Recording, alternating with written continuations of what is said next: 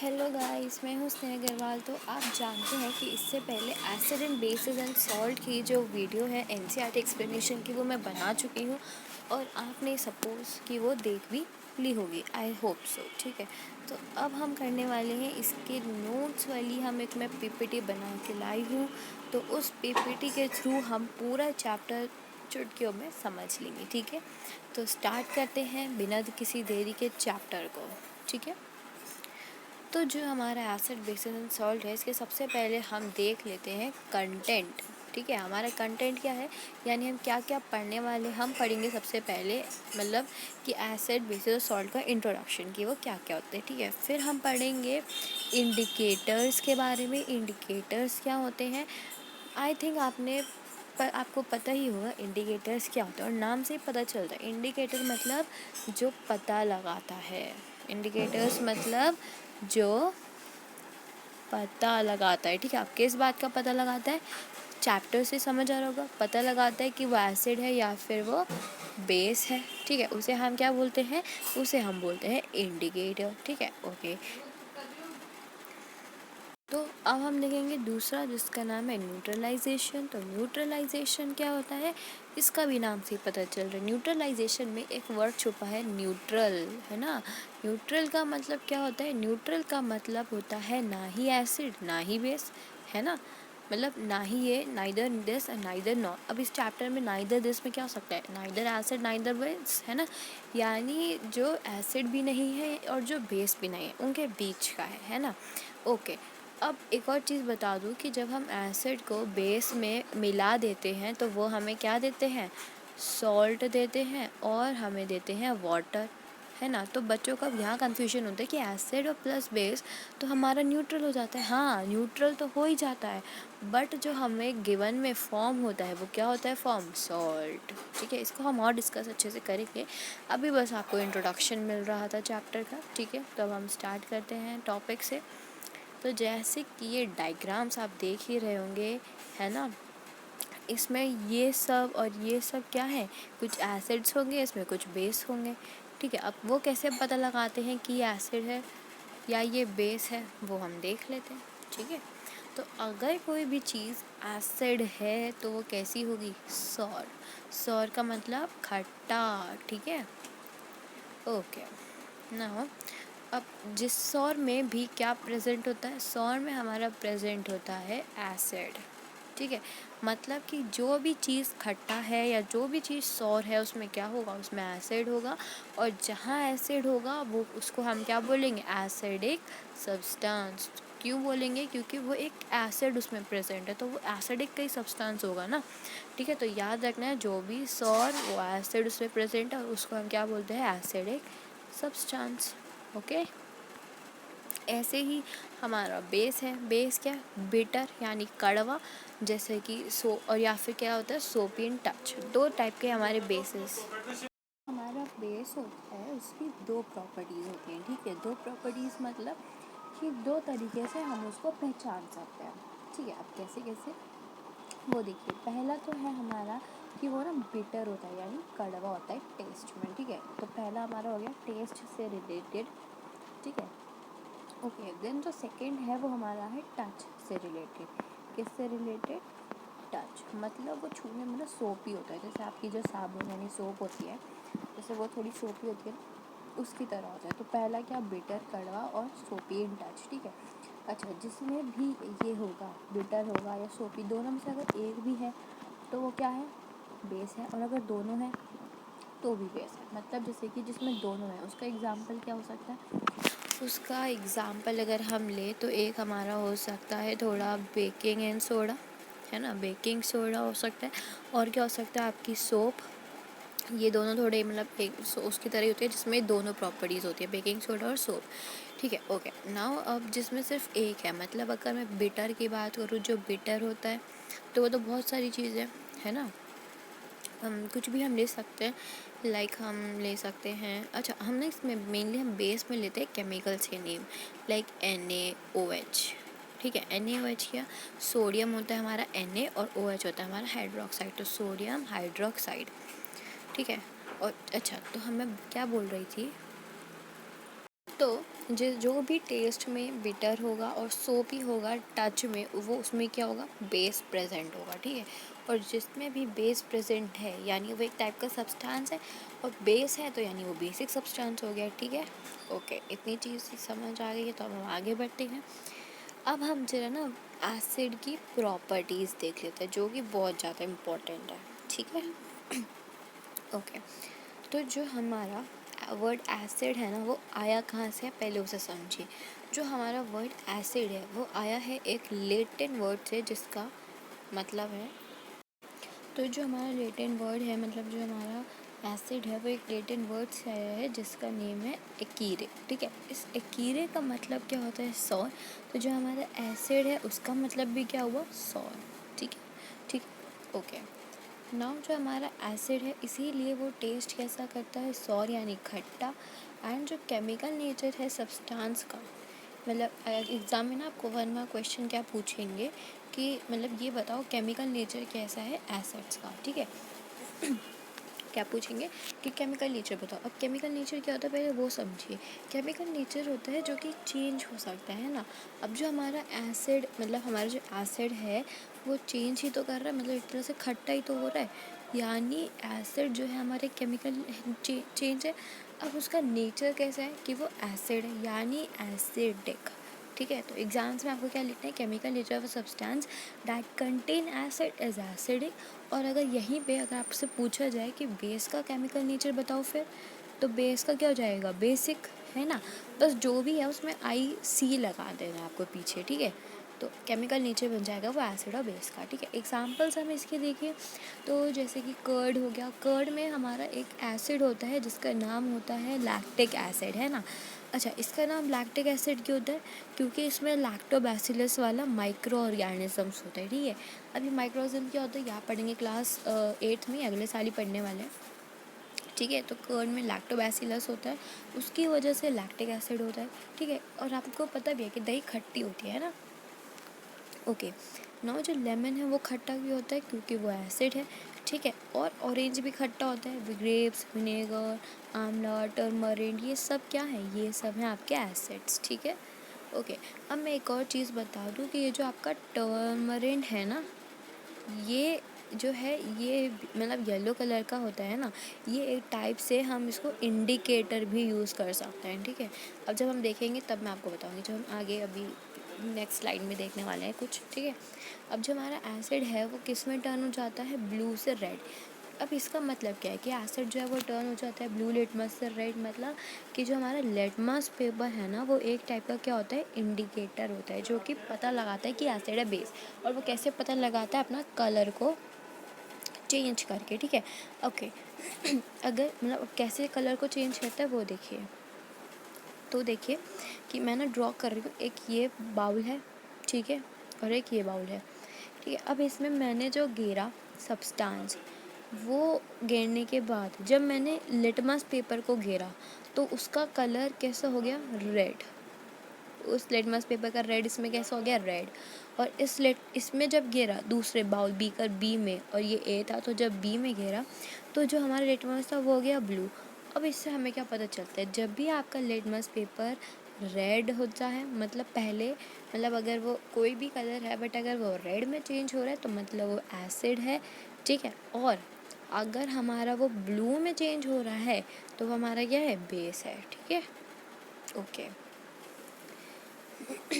हम आगे बढ़ते हैं इस चैप्टर में। ओके, अब हम देख रहे हैं जो अभी हमने नाम डिस्कस किए थे ना एग्जाम्पल, उसमें किस टाइप का एसिड होता है। मैंने आपको ये तो बताया कि उसमें एसिड होता है, बट नेम क्या है वो, जैसे कि सिट्रस फ्रूट, यानी जो हमारे खट्टे फ्रूट्स होते हैं, लाइक ऑरेंज हो गया, लेमन हो गया, ये सब जो है उनमें सिट्रिक एसिड होता है, ठीक है।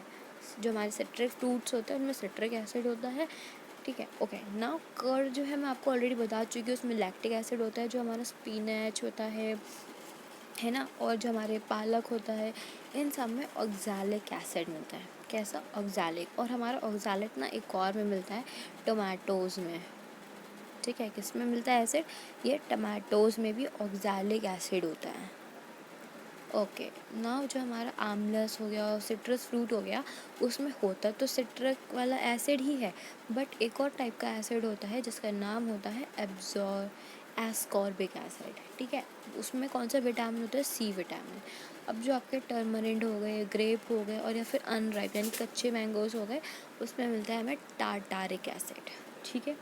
विनेगर में होता है एसिटिक, और जो आंट स्टिंग मतलब जब चींटी या आंट जो है जब वो काट लेती है तो वो एक एसिड हमारे हाथ पे रिलीज़ करती है, उसका नाम होता है फॉर्मिक एसिड, ठीक है। ओके तो हमने ये भी देख लिया है। तो अब देखिए हम देखने वाले हैं टाइप्स ऑफ एसिड जो कि बेस्ड होते हैं सोर्सेस पे। टाइप्स ऑफ एसिड्स मतलब कि किस किस टाइप के एसिड्स होते हैं। तो दो टाइप के मतलब एसिड जो है वो दो में डिवाइडेड है। एक हमारा होता है नेचुरल, एक होता है हमारा मिनरल। नेचुरल को हम ऑर्गेनिक भी बोलते हैं और मिनरल को हम इनऑर्गेनिक, मतलब प्योर नहीं होता जो, और नेचुरल यानी जो प्योर होता है, ठीक है। ओके नाउ जो अब नेचुरल है यानी वो प्लांट्स और एनिमल्स से हमें मिलता होगा वो एसिड, है ना, यानी वो प्लांट एंड एनिमल का सोर्स है। अब जैसे कि हमारा जो टर्मरिंड, सिट्रिक हो गया, लैक्टिक हो गया, ये सब हमारा क्या है? प्लांट्स और एनिमल्स का। क्यों भाई?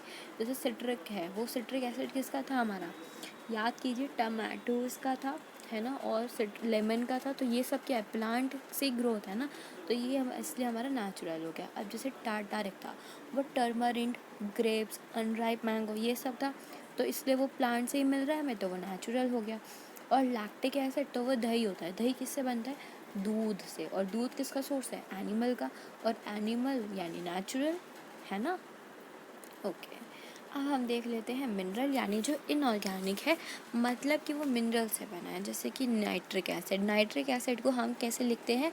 NO3 लिखते हैं हम नाइट्रिक एसिड को, ठीक है। इसे अच्छे से देख लीजिए, क्या लिखते हैं?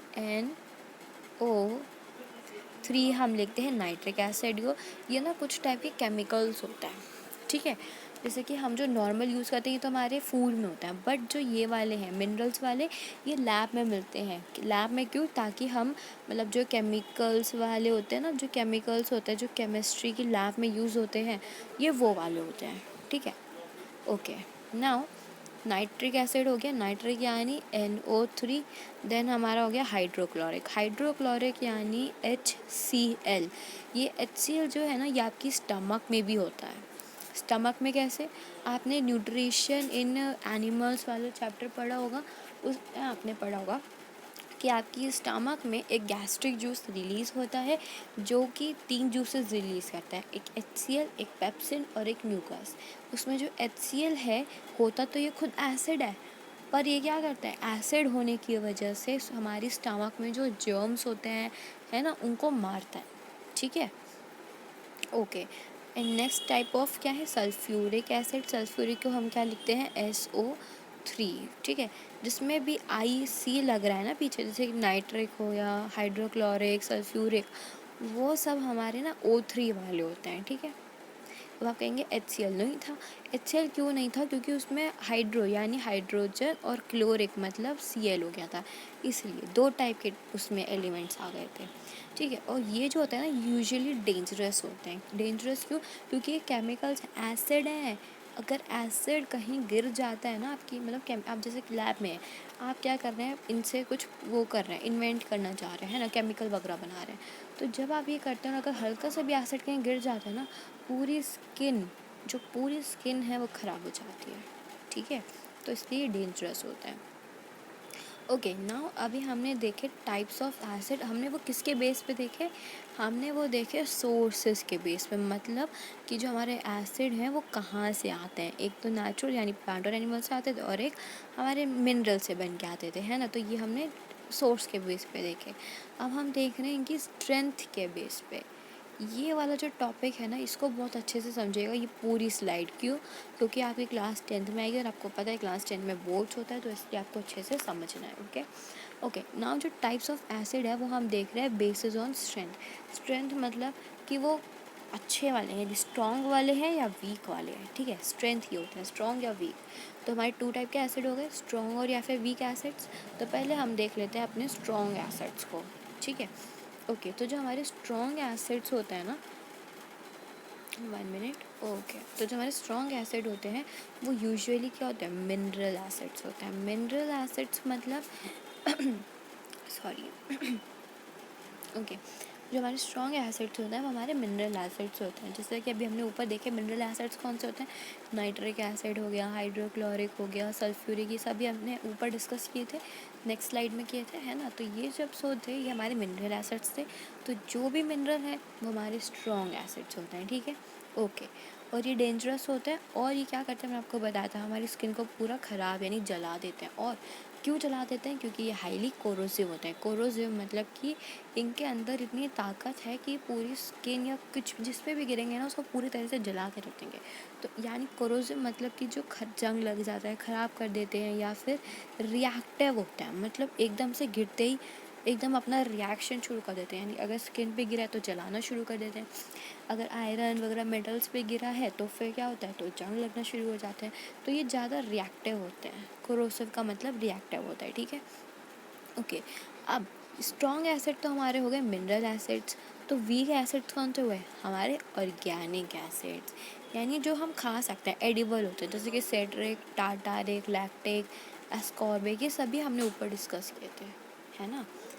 तो जैसे कि अभी हमने जो ये वाली स्लाइड देखी थी, ये वाली ना, है ना, इसमें ये वाले जो नेचुरल ऑर्गेनिक प्लांट्स और एनिमल सोर्सेज के थे, कौन से वाले एसिड हुए, फिर ये हमारे हुए वीक एसिड्स, ठीक है। और जो हमारे मिनरल वाले हुए ये हमारे कौन से हुए, स्ट्रॉन्ग, क्योंकि ये रिएक्टिव होते हैं, है ना, बहुत ज़्यादा रिएक्टिव होते हैं, कोरोसिव होते हैं, हमारी स्किन से एकदम रिएक्ट कर जाते हैं, ओके। अब हमने एसिड को पूरा अच्छे से डिस्कस कर लिया है। अब हम देख लेते हैं बेसेस के बारे में, ठीक है। तो जो हमारे बेस है हमने आपको बताया था, एक तो वो बिटर होते हैं और वो सोपी होते हैं टच में, है ना, ओके। और इनका केमिकल नेचर मैं आपको ऑलरेडी बता चुकी हूँ, बेसिक होता है। और एसिड के कैसे होते हैं, एसिडिक, ठीक है, ओके। नाउ जो हमारा बेकिंग सोडा है, लाइक सोप है, हैंड वॉश का डिटर्जेंट हो गए, ये सब हो गए, या क्लीनर्स, यानी ज़्यादातर तो जो बाथरूम यूज़ हमारे होता है ना, वो सब हमारे कैसे होते हैं, वो सब हमारे बेसिक होता है, ठीक है, ओके। एंड जो खाने में हम यूज़ करते हैं वो मोस्टली हमारे एसिड होता है, ठीक है। जो हम खाने के लिए यूज़ करते हैं वो हमारे एसिड्स होते हैं, मोस्टली बता रही हूँ, नॉट ऑल, ठीक है। और जैसे कि बेकिंग सोडा है वो भी खाने में यूज़ होता है, बट वो बेसिक है, ठीक है, ओके। अच्छा, अब ये जो है ना, इसका कलर लिटमस में कैसा होता है, रेड से ब्लू, ये भी मैं आपको ऑलरेडी बता चुकी हूँ। इसको एक बार ना यहाँ डायग्राम से अच्छे से समझ लेते हैं। तो देखिए, ये मेरा बीकर ए है, ये मेरा बीकर बी है, या इसे मैं बीकर सी ले रही हूँ और इसे बीकर डी ले रही हूँ, ठीक है, ओके, एक सेकेंड, ओके। अब मेरे पास क्या है, मेरे पास है एक लिटमस पेपर, ठीक है, 1 मिनट, उसे मैं यहाँ ड्रॉ कर देती हूँ। ये मेरे पास, एक सेकेंड, ओके, ये मेरे पास एक लिटमस पेपर है, ठीक है। ये वैसे तो पर्पल होता है कलर में, आपको पता ही होगा, है ना, ओके। तो ये पर्पल है कलर में, अभी बस पर्पल कलर नहीं है इसमें, ये मैंने ले लिया, ठीक है, ओके। अब जब मैं ये वाली को, इस वाले को जब मैं सी में डालूँगी, सी वाले बीकर में, ठीक है, तो क्या होगा, और सी वाले बीकर में ना मेरा क्या है, लेमन जूस है, लेमन जूस है, ठीक है। और डी वाले में मेरा क्या है, ये तो हो गया सी में, और डी वाले में मेरे पास क्या है, एक सेकेंड, ओके, डी वाले में मेरे पास है बेकिंग सोडा, ठीक है, ओके। अब देखिए जो मैंने ये लिए हैं, इसमें क्या होगा, अगर जब मैं इसको, ये जो मेरा अभी ये वाला लिटमस पेपर है, जब मैं इसको सी में डाल रही हूँ तो क्या हो रहा है, ये जो लिटमस पेपर है ना, ये अपना कलर कर रहा है रेड, ठीक है। और जब मैं इसको डाल रही हूँ डी में, जिसमें बेकिंग सोडा है, उसमें ये कर रहा है अपने आप को कलर चेंज ब्लू, रेड उसी को डाला है मैंने, जो रेड था ना उसी को मैंने ब्लू डी में डाल दिया, ठीक है। अब इसने कर लिया ब्लू। अब ऐसा क्यों कि रेड ब्लू ये कलर क्यों चेंज कर रहा है, ये इसलिए कर रहा है क्योंकि लिटमस पेपर क्या होता है, इंडिकेटर, जो कि हमें बताते हैं कि वो एसिड है या बेस है। अच्छा, अब अगर वो अपना कलर जो है वो देखिए, लेमन जूस में उसने क्या कर लिया, रेड कर लिया कलर, है ना। अगर कहीं पे भी रेड होता है तो वो एसिड है, और कहीं पे भी अगर लिटमस पेपर ब्लू होता है तो वो हमारा बेस है। अब ये जो रेड ब्लू कलर है ना, ये सिर्फ और सिर्फ आपके लिटमस पेपर के लिए है। किसके लिए है? लिटमस पेपर के लिए, और किसी के लिए नहीं है, ठीक है। क्योंकि और भी डिफरेंट टाइप के होते हैं, लाइक एक हमारा होता है लिटमस पेपर होता है इंडिकेटर, ठीक है। एक हमारा होता है, एक सेकंड, चाइना रोज़ होता है, ठीक है। एक हमारा फिनोफ्थलीन होता है, ठीक है। बहुत सारे नेम्स हैं। तो जो ये रेड और ब्लू कलर्स बताएं, देखिए रेड और जो ब्लू वाला कलर्स है ये सिर्फ और सिर्फ हमारे लिटमस के लिए, ठीक है। ओके, होप आपको डायग्राम से बहुत अच्छे से समझ आ गया होगा, क्योंकि मैंने कलर्स भी वही यूज़ किए हैं, है ना। ओके, तो ये स्लाइड हम ऑलरेडी डिस्कस कर चुके हैं। अब हम देख लेते हैं कि जो हमारे बेसिस हैं वो उस मतलब हमने जो अभी नाम देखे उसमें किस किस टाइप का बेस फाउंड होता है, ठीक है। तो ये चीज़ आपको थोड़ी सी टफ लगने वाली है, ठीक है, तो अच्छे से समझिएगा। जो बेकिंग सोडा होता है हमारा, बेकिंग सोडा जो कि बेस है, तो उसमें किस टाइप का बेस होता है? सोडियम हाइड्रोजन कार्बोनेट, ये केमिकल नेम है इसका, ठीक है। क्या नेम है? Chemical name. Okay, baking soda को हम सोडियम हाइड्रोजन कार्बोनेट भी बोलते हैं। अब जैसे कि हम नॉर्मल पीपल हैं, हम साइंटिस्ट लोग नहीं हैं जो कि केमिकल्स लैब वगैरह से खेलते हैं ना, या काम करते हैं, तो हम क्या बोलेंगे? Baking soda. पर जो केमिकल वाले हैं, केमिस्ट्री वाले लोग हैं, या जो लैब में काम करते हैं, अगर उन्हें बेकिंग सोडा चाहिए ना मार्केट से, तो वो ऐसे बोलेंगे कि हमें सोडियम हाइड्रोजन कार्बोनेट दो, ठीक है। तो क्योंकि उसका केमिकल नेम है तो उनको वही याद कराया जाता है। अब जो बेकिंग सोडा है उसका जो सोडियम हाइड्रोजन कार्बोनेट है ना, उसको जरा केमिकल मतलब केमिस्ट्री के टर्म्स में लेते हैं। तो सोडियम को हम क्या लिख सकते हैं? सोडियम को हम लिख सकते हैं Na, ठीक है, Na। इसको मैं दूसरे कलर से लिख देती हूँ, वेट। ओके, इसको हमने लिखा Na। जो हाइड्रोजन है वो होता है हमारा H, और कार्बोनेट यानी जिसमें नेट होता है ना वो O3 होता है, मतलब हमारा, ठीक है। तो जब नेट है यानी C, कार्बन का क्या हो गया? C, और नेट का मतलब क्या हो गया? O3। तो NaHCO3 जो है वो हमारा बेकिंग सोडा का केमिकल नेम हो गया, ठीक है। इसको नोट कर लीजिए। आई डोंट थिंक ये इम्पॉर्टेंट है, बट इंफॉर्मेशन होनी चाहिए, ठीक है। ओके, अब हम ज़रा देख लेते हैं लाइम वाटर, जिसको हम चूना भी बोलते हैं, ठीक है। ये होता है हमारा कैल्शियम हाइड्रोक्साइड। कैल्शियम, देखिए कैल्शियम को हम लिखते हैं Ca, हाइड्रोक्साइड को हम, देखिए हाइड्रोक्साइड है ना, पहले हम लिखेंगे ऑक्साइड, ऑक्साइड मतलब O, और हाइड्रो मतलब H, तो CaOH, ठीक है। ओके ना, अब हम देख रहे हैं विंडो क्लीनर, जिससे आप अपनी विंडो को साफ़ करते हैं ना, उसमें होता है अमोनियम हाइड्रोक्साइड। तो अमोनियम को हम कैसे लिखते हैं? आई थिंक NH4OH हो जाएगा, ठीक है। अमोनियम को हम लिखते हैं NH4, और हाइड्रोक्साइड तो अभी पता ही आपको OH होता है, ठीक है।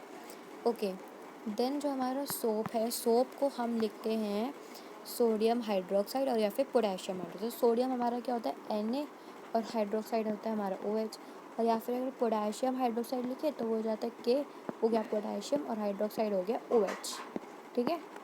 ओके, नाउ अब मिल्क ऑफ मैग्नीशिया देखें, जो कि एक टाइप का एंटा एसिड भी है। एंटा एसिड मतलब कि अगर मैं एसिड ले रही हूँ और बेस ले रही हूँ तो वो न्यूट्रलाइज कर देता है उसके इफ़ेक्ट को, बट मेनली वो हमारा क्या होता है? बेस होता है, ठीक है।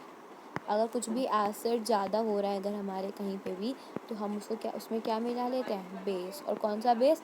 Milk of magnesia. क्यों? ताकि वो न्यूट्रल हो जाए और उसका कोई भी ज़्यादा इफेक्ट ना डाले।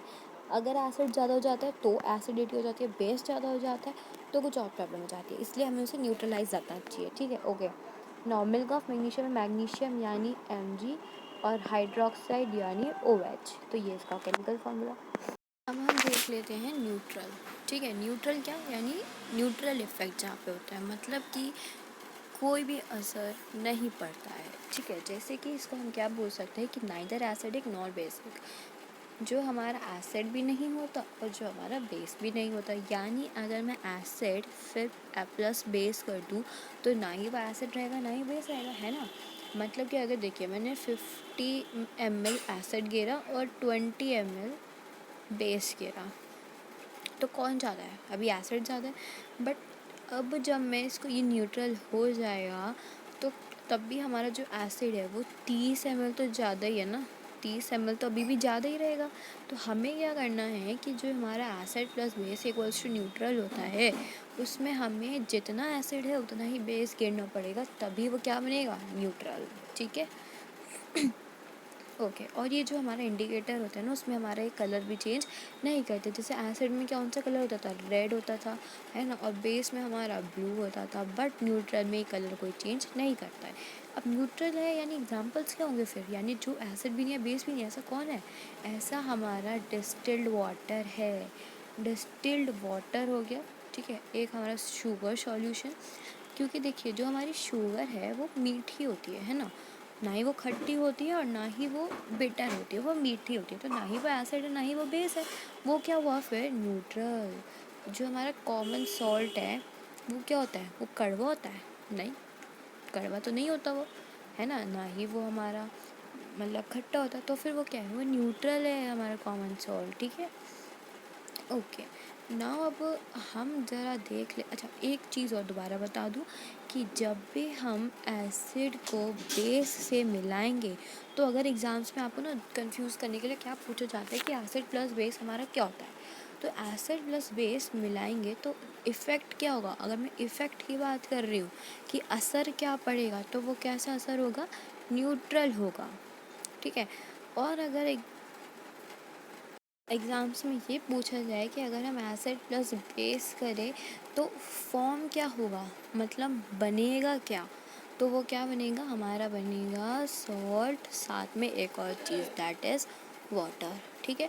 तो क्या समझे आप कि या अगर फॉर्म है तो सॉल्ट प्लस H2 और अगर इफ़ेक्ट है तो न्यूट्रल।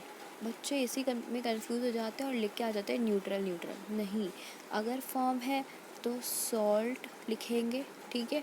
वैसे तो वाटर भी होता है बट लिखना सिर्फ सॉल्ट है। और अगर इफ़ेक्ट पूछेंगे तो न्यूट्रल लिखना है। ठीक है। और अगर इक्वेशन देंगे कि acid plus base equals to what, तो क्या लिखोगे, सॉल्ट प्लस वाटर। ठीक है। सॉल्ट प्लस वाटर लिखना है, पूरा इक्वेशन लिख के आनी है एग्जाम्स में। ओके नाउ अब हम देख लेते हैं इंडिकेटर्स के बारे में। अब देखिए जो एसिड और बेस हैं हम उनको टेस्ट तो नहीं कर सकते, ऑफ कोर्स ही बात है। लाइक अगर हम देखिए एसिड को टेस्ट करेंगे, अगर हम एसिड को, तो क्या होगा, हमारी स्किन तो उससे बर्न होती है ना, तो हम सारे एसिड को टेस्ट नहीं कर सकते। लाइक जो फूड वाले हैं जो हम खा सकते हैं, जैसे कि हमारा विनेगर हो गया, ये सब में एसिड है तो इसको तो हम टेस्ट कर सकते हैं, चलो ठीक है।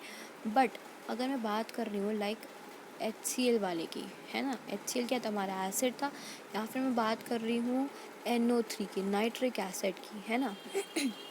तो ये कुछ ऐसे एसिड्स हैं जिनको हम टेस्ट नहीं कर सकते। क्यों नहीं कर सकते, क्योंकि ये क्या है, ये उस टाइप के एसिड्स हैं जो हमारी स्किन को जला सकते हैं, तो हम इनको टेस्ट नहीं कर सकते, है ना। अब जो बेस है, लाइक एक हमारा हो गया बेस, अब सोप है, क्या सोप को आप मतलब खा सकते हो, टेस्ट कर सकते हो, नहीं कर सकते ना।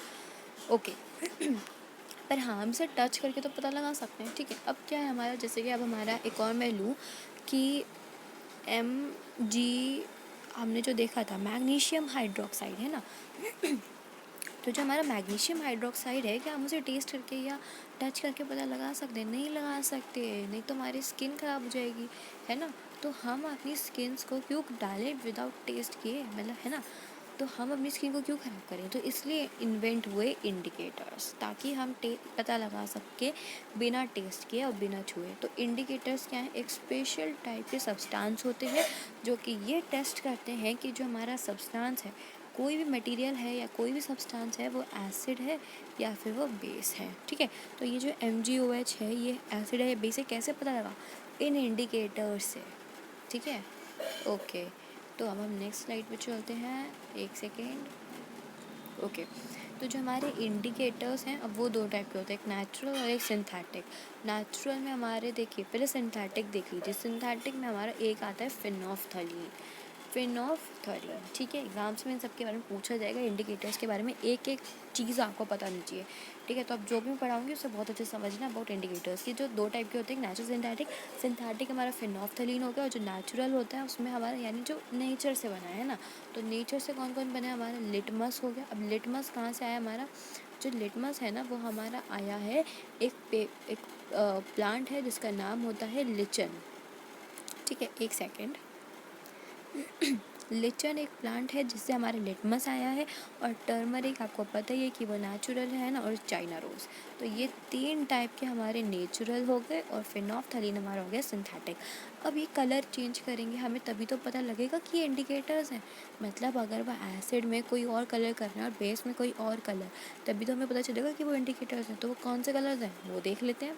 ठीक है, ओके। तो देखिए हमारा लिटमस जो है वो कुछ ऐसा दिखता है, टर्मरिक ऐसा दिखता है, और चाइना रोज़ हमारा ऐसा दिखता है। ठीक है, ओके। तो देखिए अगर मैं सबसे पहले बात करूँ लिटमस सॉल्यूशन की, ठीक है, लिटमस सॉल्यूशन जो है हमारा वो कैसे कलर का होता है, पर्पल कलर का होता है डिस्टिल्ड वाटर में। ठीक है, और इसी जो हमारा फिर ये जो पेपर बनता है ना, वो हमारा इसलिए पर्पल कलर का ही होता है। ठीक है, ओके। इस पानी से जो पर्पल कलर का डिस्टिल्ड वाटर होता है, इससे हमने क्या बनाया, लिटमस पेपर, जो कि पर्पल का होता है। बट जब हम उसे एसिड में डालते हैं तो वह रेड हो जाता है, जैसे कि आप ये देख ही रहे हैं ना। और जब हम उसे ब्लू मतलब बेस में डालते हैं तो वो ब्लू हो जाता है, कि जैसे कि आप ये वाला देख सकते हैं। ठीक है, ओके। तो लिटमस तो याद हो ही गया होगा। अब हम देख लेते हैं लिटमस थोड़ा सा और।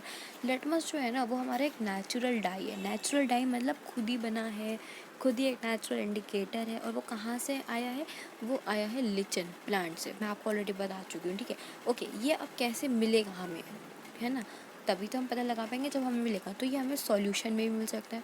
सॉल्यूशन मतलब कि हमने जो ये देखा, ये वाला है ना, इसमें जो हमें गेरना है, पहले हम वो गेर देंगे। लाइक इसमें मैंने लेमन जूस गेर दिया, ठीक है, उस लेमन जूस में फिर मैंने ये पेपर गेर दिया, तो उससे मेरे को पता, अच्छा पेपर नहीं गेरेंगे फिर हम, क्योंकि पेपर की जगह ही इसका ये पर्पल कलर है। ठीक है, तो क्या करेंगे, इसमें बस हम अपना सॉल्यूशन गेर देंगे। लाइक पहले मैंने गेरा ए पार्ट में, मैंने गेरा लेमन जूस, तो इसने कलर कौन सा क्या होगा, रेड। और जब बी इसी सॉल्यूशन में बस जब मैंने गेरा होगा बेकिंग सोडा, तो कैसा हो गया होगा, बेसिक, मतलब ब्लू हो गया होगा तो बेसिक। ठीक है, ऐसे हम पता लगा सकते हैं। और या फिर अगर पेपर में अवेलेबल होगा तो फिर आपको पता ही है, अगर वो कलर उसको हम इसमें किसी भी सॉल्यूशन में डुबोएंगे तो उसका कलर चेंज हो जाएगा। ठीक है, जैसे कि ये देखिए, आप इस डायग्राम को देख ही सकते होंगे। ठीक है, और देखिए जब इसमें हमने किसी में भी गेरा, हमारा जो बेसिक सॉल्यूशन था उसमें, तो इसने कैसा कलर कर लिया, ब्लू। Okay, okay. जो हमारा लिटमस पेपर है, देखिए जब डिप, पहले तो ये कैसा था, पर्पल था। डायग्राम में अच्छे से देखिए। ठीक है, पहले हमारा क्या था, ये पर्पल था। ठीक है, फिर जब हमने इसे गेरा तो ये ब्लू हो गया, देखा। ओके, तो अब हम नेक्स्ट स्लाइड पर चलते हैं। ये तो हम सब डिस्कस कर चुके हैं ना। ओके, लिटमस सॉल्यूशन के बारे में थोड़ा और देख लेते हैं। ये हमारा जो लिटमस है हमारा, वो किससे आया, वो हमारा लिचन से आया है। इसका जो कलर है वो पर्पल कलर होता है। ये हमें सॉल्यूशन में और पेपर में दोनों में अवेलेबल होता है। और एसिड में इसका कलर रेड होता है, और बेस में इसका कलर ब्लू होता है। ठीक है, ओके। तो ये तो आपको पता ही है कि acid turns blue litmus red, और acid turns red litmus blue. ठीक है, अब देख लेते हैं हम टर्मरिक। लिटमस के बारे में तो हमने बहुत डिस्कस कर लिया, और उसमें ज़्यादा कुछ था भी नहीं, है ना। अब टर्मरिक आप कैसे चेक कर सकते हैं वो देखिए। क्या करना है, एक चम्मच पहले टर्मरिक ले लीजिए। ठीक है, उसमें क्या गेरिए, थोड़ा सा पानी लीजिए। ठीक है, एक चम्मच क्या ले लिया आपने, टर्मरिक, उसमें पानी गेरा। पानी गिरने के बाद उसका ऐसे पेस्ट बना लेंगे। पेस्ट बनाने के बाद एक पेपर लेंगे, उस पर वो पेस्ट को लगा देंगे। ठीक है, वो लगाने के बाद जब पेपर सूख जाएगा उसको ऐसे ऐसे कट कर देंगे, ऐसे स्ट्रिप्स में। ठीक है, अब उस स्ट्रिप को जब आप किसी भी सॉल्यूशन में डिप करेंगे, आपका एसिड बेस किसी भी सॉल्यूशन में जब आप डिप करेंगे, तो सपोज़ जब आपने सॉल्ट सॉल्यूशन में डाला, ठीक है, और फिर आपने किस में डाला, लेमन जूस में डाला। ए में आपने डाला सॉल्ट सोप, और बी में आपने डाला लेमन जूस। ठीक है, अब देखिए क्या होगा। तो ऑब्जर्वेशंस क्या हुए हमारे कि जब हमने सोप सॉल्यूशन, मतलब जब हमने, देखिए टर्मरिक पेपर की बात हो रही है, किसकी, टर्मरिक की। तो जब हमने टर्मरिक को किस में डाला, सोप में। सोप क्या है हमारा, बेस। तो बेस में उसने कैसा कलर कर दिया, रेड। ठीक है, तो इसको लिख लीजिए कि बेस में इसका कलर कैसा होता है, रेड। वहाँ पे बेस लिटमस में क्या होता था, एसिड का रेड होता था, यहाँ बेस में रेड है। ठीक है, और जब हमने सेकंड हमने क्या लिया था, लेमन जूस, जो कि कैसा होता है, एसिड होता है, उसमें इसने कैसा कलर कर लिया, येलो। ठीक है, तो देखिए इसको भी हम लिख लेंगे कि एसिड में इसने कैसा कलर कर लिया, येलो।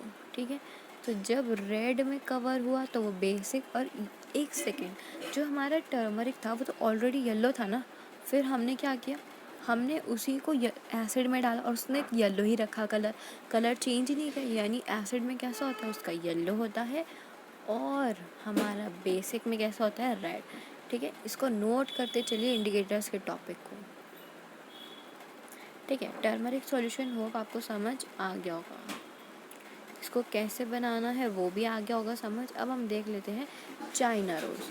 तो जो हमारा चाइना रोज़ है उसको क्या कीजिए, उसका मतलब कलर मैं आपको डायरेक्ट बता देती हूँ क्योंकि एग्ज़ाम्स में वही पूछेंगे। ठीक है, तो जो हमारा एसिडिक सॉल्यूशन है अगर, तो वो कैसा होता है, एकदम डार्क पिंक, जैसे आप देख सकते हैं ना, डार्क पिंक होता है। और अगर बेस है तो उसमें कैसा होता है, ग्रीन, जैसे कि आप इस डायग्राम में देख सकते हैं। ठीक है, तो इसको नोट कर लीजिए हर एक तीनों का, चाइना रोज़ का, लिटमस का, टर्मरिक का, और फिनॉफ्थलीन का। अभी हमें बस फिनॉफ्थलीन देखना है, बाकी हम देख चुके हैं। ठीक है, तो सबका लिखते जाइए कलर, वही एग्ज़ाम में आता है, वही कंफ्यूज करते हैं। एसिड में डार्क पिंक, बेसिक में ग्रीन। ठीक है, okay. So let's move to the phenolphthalein, जो कि एक हमारा मैन मेड यानी सिंथेटिक है, ये हमने खुद बनाया फिनॉफ्थलीन। ठीक है, अब इसका कलर कैसा होता है, अगर हम बात कर रहे हैं एसिड की, तो एसिड में क्या होता है, कलरलेस, यानी जैसे वाटर होता है ना, मतलब वाटर का कलर होता है कलरलेस, कोई कलर नहीं होता, सेम वही होता है। एसिड कलर में, एसिड में हो गया कलरलेस, और बेसिक में हो गया पिंक। अब पिंक हमारा चाइना रोज़ में भी था, बट वो किस में था, एसिड में था। ठीक है, ओके। तो ये देखिए, ये सब के बारे में है, इसका मतलब इसमें बस फिनॉफ्थलीन रह गया है, तो मैं वो यहाँ नीचे लिख देती हूँ और आप इसका स्क्रीनशॉट ले लीजिएगा, ये बहुत काम आने वाला है, आपको सब लिख के दे दिया है इस PDF में। ठीक है, तो मैं फिनॉफ्थलीन का लिख देती हूँ, फिनॉफ्थलीन को मैं P लिख रही हूँ। ठीक है, P में अगर मैं बात कर रही हूँ एसिड की तो वो होगा पिंक, और बात कर रही हूँ अगर मैं बेस की, सॉरी मैंने आपको यहाँ गलत लिख दिया, एसिड में था वो कलरलेस, याद कीजिए, है ना, कलरलेस, और बेस में कैसा था, पिंक।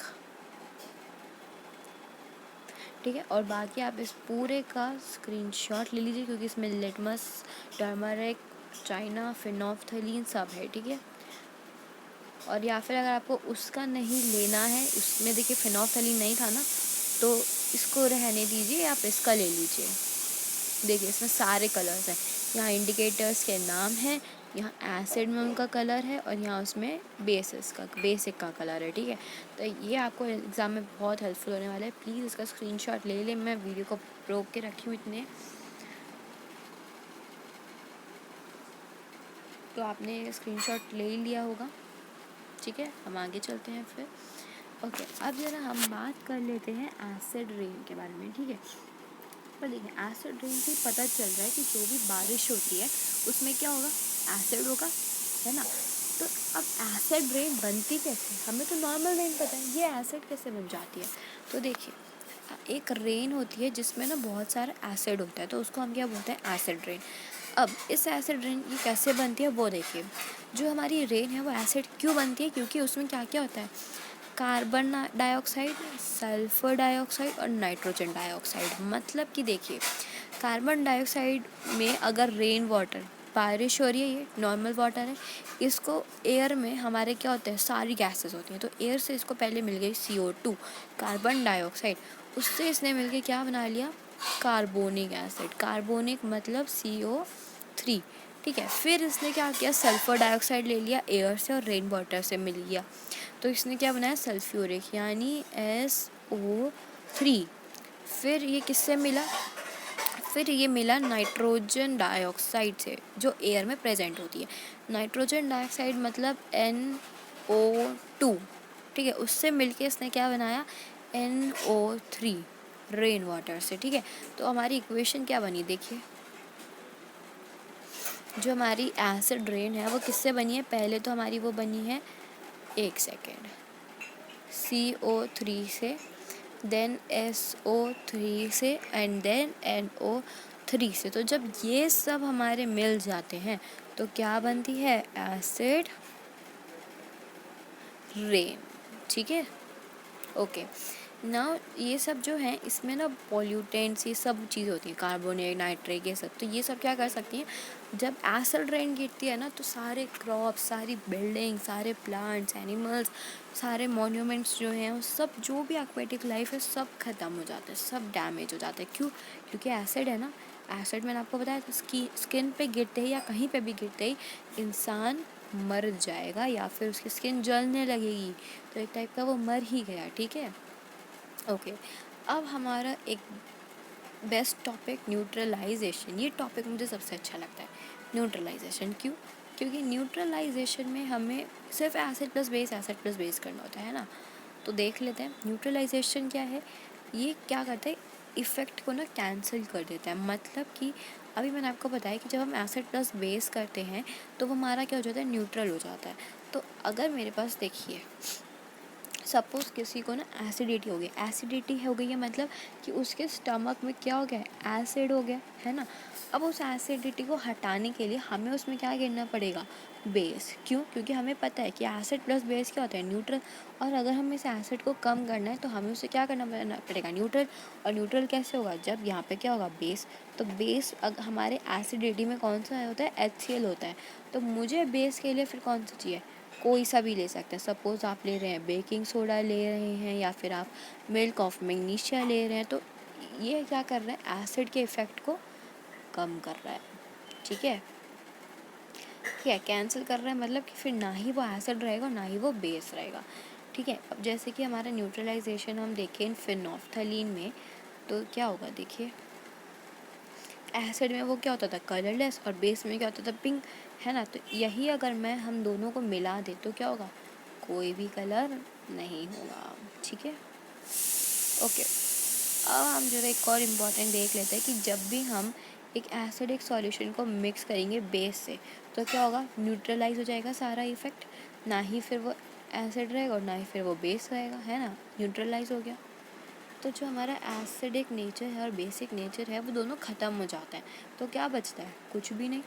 तो इसलिए सब ठीक हो जाता है ना। अब जो न्यूट्रलाइजेशन रिएक्शन है वो क्या प्रोड्यूस करता है, हीट मतलब कि उस टेम्परेचर बढ़ा देता है वो, ठीक है। और न्यूट्रलाइजेशन रिएक्शन जब होता है तो एक न्यू सब्सटेंस बनता है जो नाम मैं आपको ऑलरेडी बता चुकी हूँ, डैट इज़ सॉल्ट।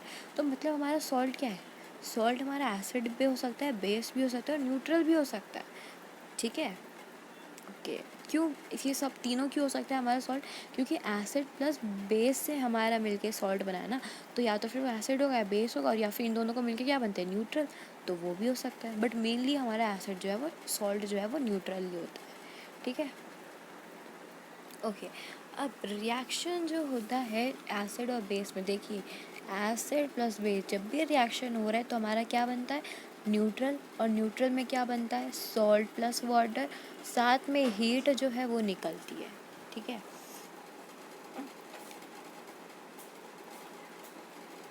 तो इसका अगर हम एग्जांपल देखें इस टाइप से, मतलब देखिए हमने क्या लिया, एक एसिड लिया जिसका नाम है हाइड्रोक्लोरिक।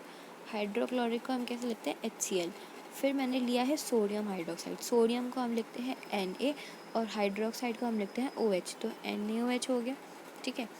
ओके, तो इन दोनों को जब हम मिलाएंगे तो देखिए कैसे बनेगा, एक HCl प्लस एक NaOH, ठीक है। देखिए आप, 1 मिनट। ओके, जो हमारा ये वाला है ये हमारा A होता है, ये हमारा B होता है, ये हमारा C एलिमेंट होता है और ये हमारा D एलिमेंट होता है, ठीक है। तो जो हमारा A एलिमेंट है ना, A एलिमेंट वो हमारा D के साथ मिलता है, ठीक है। वो हमारा डी के साथ मिलता है, और जो हमारा बी होता है वो हमारा सी के साथ मिलता है। तो अब ज़रा देखिए इधर, जो हमारा ये था इसमें मैं ए को अगर डी से मिला दूँगी तो क्या बनेगा, एच है और ओ एच है, इन दोनों को ऐड करूँगी तो क्या बनेगा, H2O, है ना, क्योंकि 2 एच और एक ओ है। ठीक है, ओके।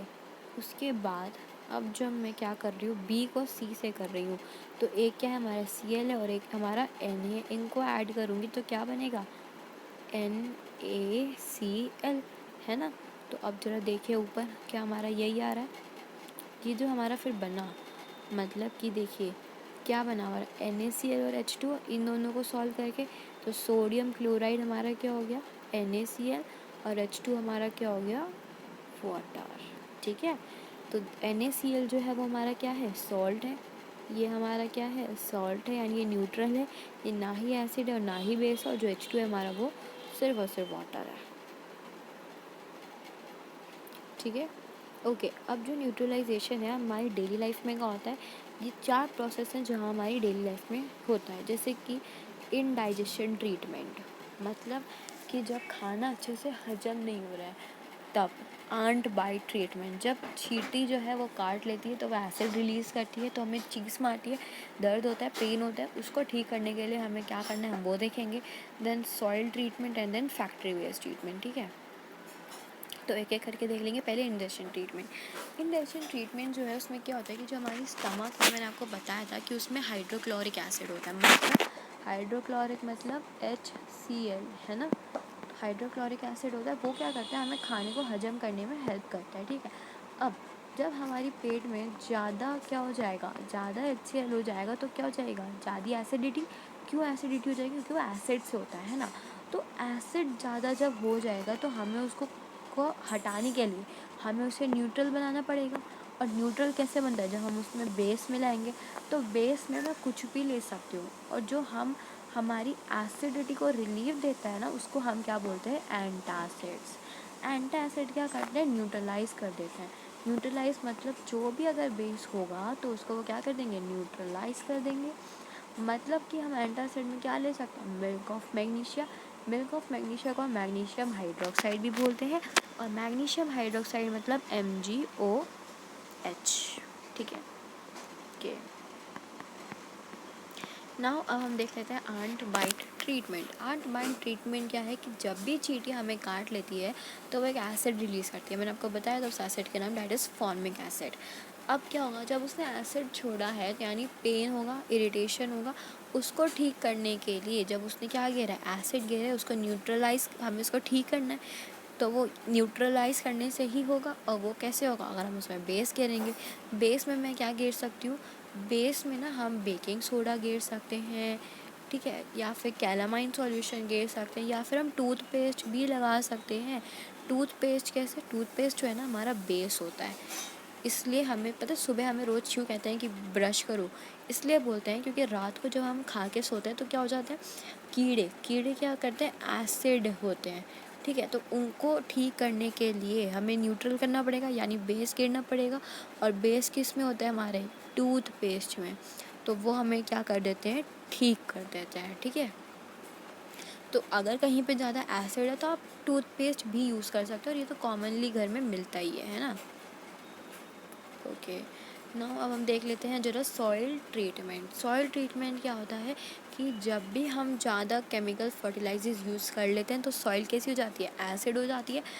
तो प्लांट्स जो है वो अच्छे से ग्रो नहीं कर पाएंगे क्योंकि एसिड हो गया है। और जब सॉइल एसिड ज़्यादा हो जाता है तो हमें बेस गिरना पड़ेगा। न्यूट्रलाइज करने के लिए हम क्या गिर सकते हैं, क्विक लाइम। क्विक लाइम को हम क्या बोल सकते हैं, कैल्शियम ऑक्साइड मतलब CaO। ठीक है, और हम क्या गिर सकते हैं, हम गिर सकते हैं स्लेट लाइम। ये जो है ना हमारा, ये और ये स्लेट लाइम, ये दोनों हमारे वॉल को ना पेंट करने में भी काम आते हैं।